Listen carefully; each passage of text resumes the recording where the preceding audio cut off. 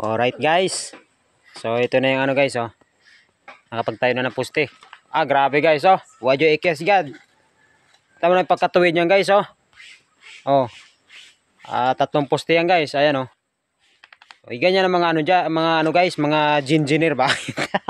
Pag mga engineer ang bumanat guys oh. O tama naman. Wala kang makita sa unahan na poste guys. Pero tatlo yan guys. Ayan, tatlong poste yan.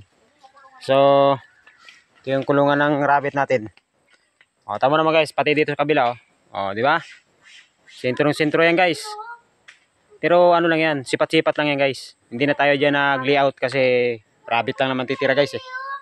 O, at saka naglagay pala, nilagyan ko ng ano guys, oh. Ayan.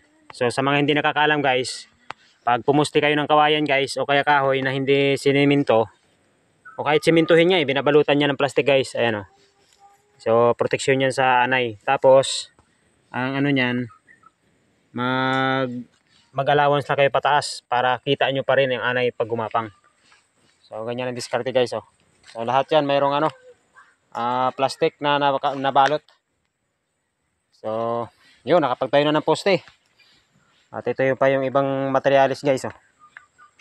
Ano ito guys, puro ano to guys, puro may kulay na tong kawayan na kinuha ko. So, hindi na kailangan pinturahan to kasi may kulay na. So, tipid na tipid to guys. Biruin mo, ano, may kulay na agad siya. Ayan o. Yellow bamboo yan guys. Kung sa Tagalog pa, baloyet. So, yun guys. Abang-abang lang. Salamat sa inyo panonood.